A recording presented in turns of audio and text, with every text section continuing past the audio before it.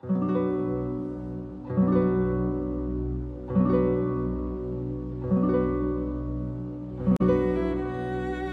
cette vidéo, nous allons voir la gestion de données dans une feuille de calcul Excel. Dans la cellule A1, j'ai le mot éthique.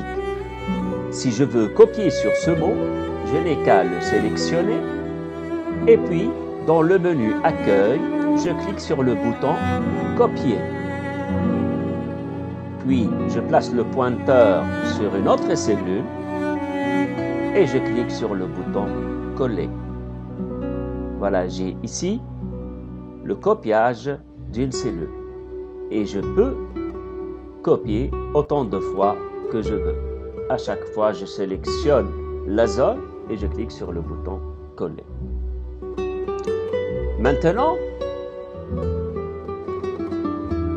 pour déplacer le contenu d'une cellule, je sélectionne la cellule, je clique sur le bouton Couper et puis je vais dans une autre cellule et j'appuie sur le bouton Coller. Vous voyez là que l'emplacement d'origine a été supprimé. C'est ce qu'on appelle donc déplacer le contenu d'une cellule. Bien sûr, vous pouvez utiliser pour cela le menu contextuel grâce au bouton droit de la souris et vous pouvez copier et de la même façon coller ou bien vous pouvez couper et puis coller. Voilà. Pour déplacer le contenu d'une cellule, je peux aussi utiliser la méthode drag-drop, c'est-à-dire cliquer-glisser. Je fais approcher le pointeur du bas de la cellule jusqu'à ce que mon sparadrap devienne une flèche avec 4 petites flèches.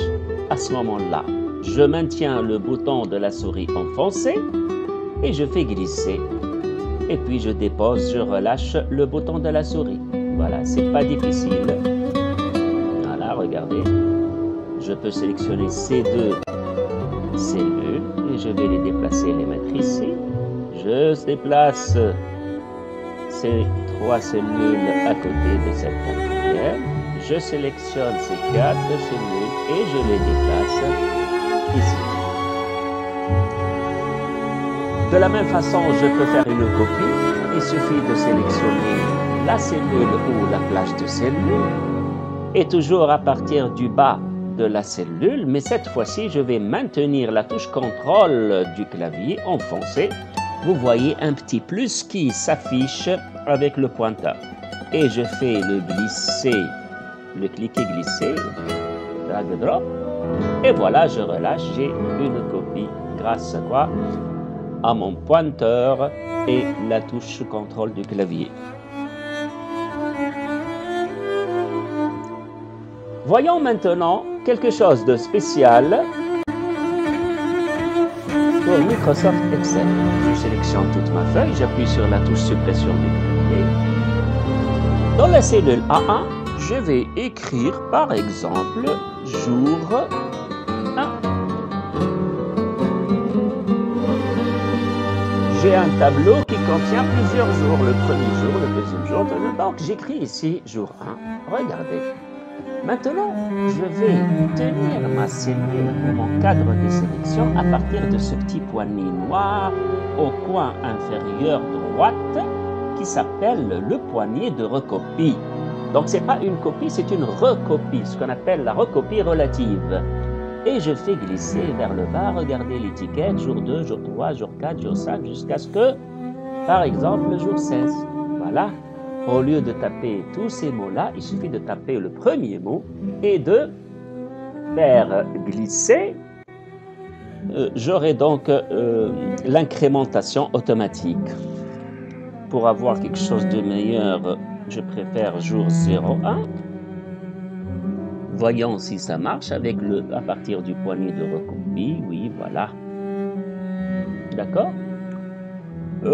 Bien sûr, s'il s'agit de semaine aussi, semaine 01. Voilà. toutes les semaines que vous voulez. Voyons maintenant les jours, lundi par exemple, les jours de semaine. Si je tape lundi et je fais glisser, j'aurai justement une incrémentation automatique de tous les jours de la semaine du lundi jusqu'à dimanche, et puis ça reprend avec lundi. Donc vous voyez, il y a une intelligence. Je peux même utiliser les nominations abrégées des jours de la semaine, tels que l'un pour lundi, et je fais glisser. Voilà, il vous donne les jours de la semaine en abrégé. De la même façon, les mois aussi, janvier par exemple. Et si je vais glisser la recopie, il va me donner les 12 mois de l'année et il reprend après décembre, janvier. Vous voyez, il a une certaine intelligence. Vous allez voir une autre intelligence concernant les trimestres. Par exemple, trimestre 1. Donc nous allons recopier. Est-ce qu'il va nous donner trimestre 10 ou 16? Eh bien non. Il sait très bien que l'année est constituée de 4 trimestres. Voilà, les voici là. Les 4 premiers trimestres de 1 à 4, et puis il reprend les trimestres de 1 à 4 de la même façon. Si vous faites trim 1, l'abrégé de trimestre, je pense que ça va de soi, oui. Je peux utiliser trimestre 01. Alors à ce moment-là, regardez, si vous avez besoin de plusieurs trimestres et ça va dépasser les 4 trimestres, vous n'avez qu'à écrire le 0. Vous aurez ainsi trimestre N jusqu'à ce que vous voulez. D'accord? Voilà, donc c'est très intelligent de sa part.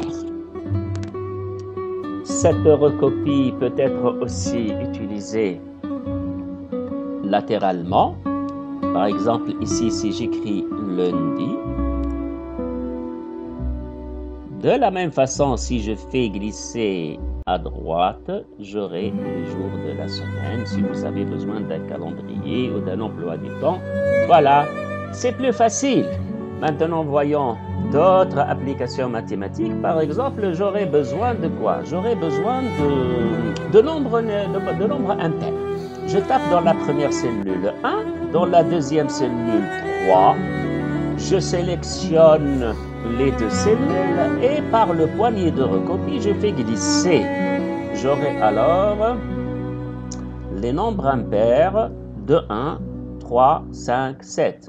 De la même façon, les nombres pairs de 4, je tape de 4 et je fais glisser par le poignet de recopie. Et voilà l'ensemble des nombres pairs. Si je veux avoir un multiple de 5, par exemple, je tape dans la première cellule 5, dans la deuxième 10. Je sélectionne les deux cellules et je fais la recopie. J'aurai donc des multiples de 5. Voilà, merci pour votre attention et à la prochaine leçon.